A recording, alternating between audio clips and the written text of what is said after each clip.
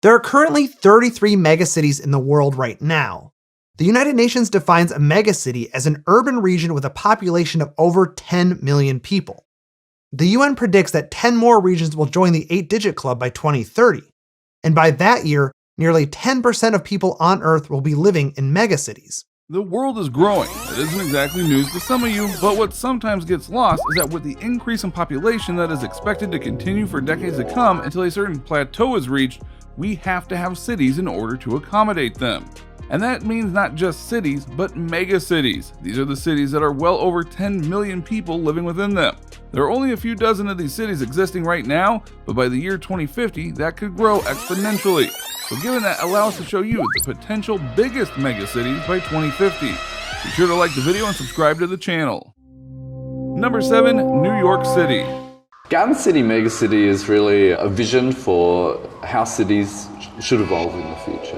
It's a vision for a self-sufficient, sustainable city that's also beautiful and surrounded by nature. It honestly shouldn't be too much of a surprise that New York City is going to be one of the most populated places on the planet by the year 2050. It's already one of the most populated places in the world right now. Though, kind of ironically, the city has been having a decrease in population over the last few years, likely because while New York is the great American melting pot, it's also one of the most expensive places to live in the world. After all, there's a stretch of city that is literally called Billionaire's Row, and they do mean that quite literally. There are also plenty of people who don't have cars and such in New York because not only would that be expensive, traffic and finding parking spaces are murder there. And yet it's projected to go and grow to a population of about 25 million people by the end of 2050. It's currently at 19 million right now, in case you were curious. Why is that? Because despite all of its many flaws, New York is still a place of culture, of wonder, and most importantly, loyalty. People want to live there and stay there, and thus they do. They find a way to do that. The problem though is that New York doesn't have a lot of space left to hold the potential 6 million people that are going to be living there over the course of the next few decades. There are projects being developed right now that will help with that, but it's going to need to ramp up to fit all the needs of the people who are coming to the city. Plus, the city also has a climate change issue as the sea levels around New York are rising, and as such, flooding is a major issue.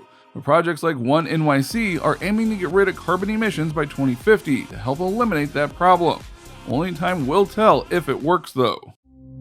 Number 6, Mexico City. So right now, when you go through the green columns of the highway, people smiles and says, cool, it's not all the city, it's just one highway, we have a long way to go, but it's a great start to change the whole city. Heading now to the south, Mexico is a place of wonder and history, and a lot of people live there right now, whether they want to or not. The most populous of their cities though is their capital of Mexico City. It's not just one of the oldest urban areas in the world, it's a place that has over 22 million people within its borders, and that number is going to go up to about 24 million. While that may not seem like the biggest jump, especially since the last century had a 6 million person jump, it is still an impactful one that the city has to be prepared for, not the least of which is a water problem. Despite being a city that has tens of millions of people, it is one of the only major cities in the world that doesn't have direct access to a large body of water. So thus, an extra 2 million people means that they have to go and find enough water to support not just those 2 million, but also the other tens of millions that are there. But that's not the only issue, as Mexico's height in terms of elevation means that they're more in danger to air pollution and natural disasters. Plus, they're running out of room to expand and make certain kinds of buildings, and that is going to be problematic when another couple of million people come knocking on their door. There are plans in place to try to fix all of these issues, but until then, it's going to be a worry on people's minds. Number 5, Shanghai. This technology firm in Beijing has created a complete virtual clone of China's largest city. Covering almost 4,000 square kilometers and built using information from satellites, drones and sensors in the real Shanghai, the digital replica could soon have the power to simulate events in the city's future with astonishing accuracy. Shanghai is in many ways one of the key and most praised cities in all of China. It has all but reinvented itself over the course of about 30 years, and they have revolutionized things like infrastructure there so that the quality of living within the city is at its best in various ways. But because of all its growth and continued growth, the Chinese government has had to get creative to go and ensure that the city not only maintains its quality, but also is able to ensure safe passage for those trying to get to places. That's why they're working on things like overspill cities that will help the megacities by weaning their population over to them so that the megacities aren't that crowded. Furthermore, they're working on urban optimization, not just in terms of roads, but the buildings and how they can be powered. They're aiming to make the city people-oriented, and as such will work hard to make the buildings and living areas and even the parks as perfect as they can be in order to facilitate the needs of the people. But as for what the future holds for the city, that much is still unclear, for now. Number 4, Tokyo. Tokyo is also a pioneer in land reclamation.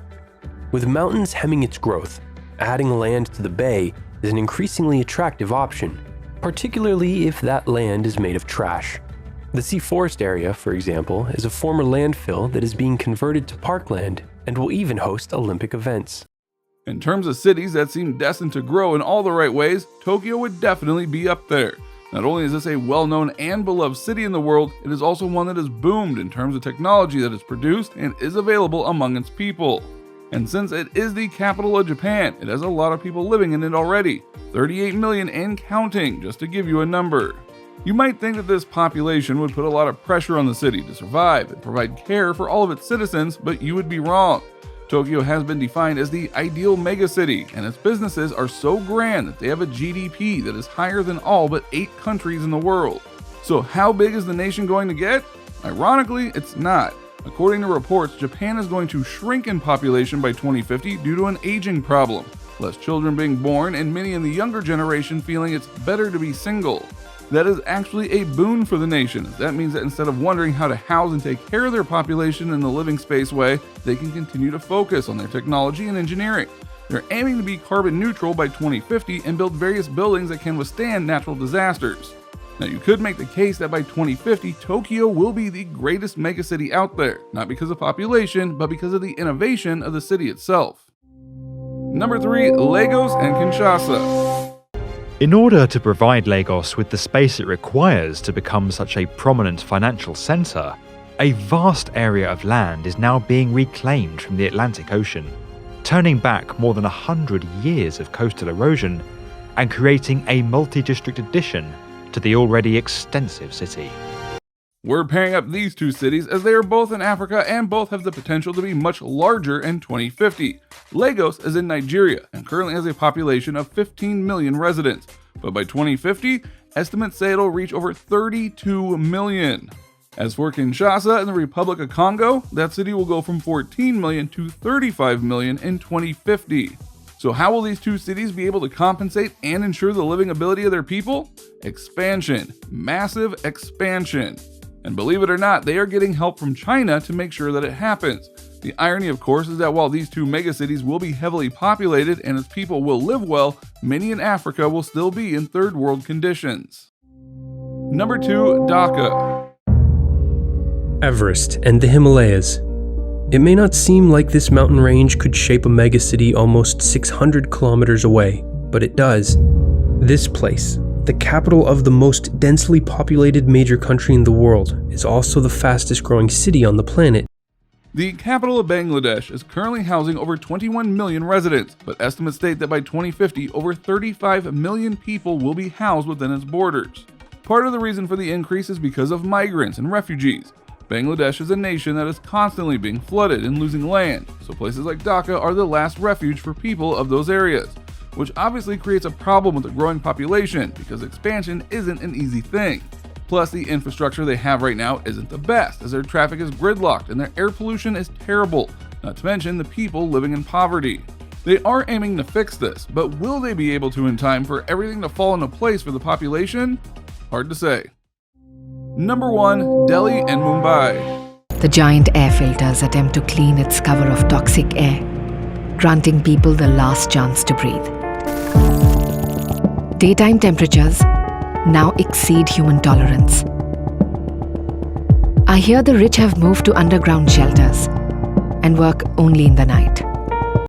As you likely know, India has one of the biggest populations in the world, and that is due in part to two of its most populous cities, in Delhi and Mumbai. By 2050, it's estimated that the two cities will house 36 million and 42 million people respectively, which is a lot of people within those two cities, and there are plenty of countries that don't even have the population within their entire country.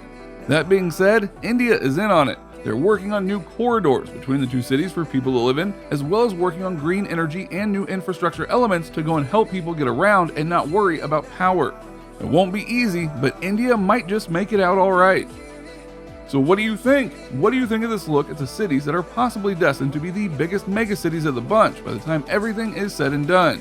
Do you think that these city populations will really grow that big? Will the cities themselves be able to handle them all? Do you live in one of the cities named right now?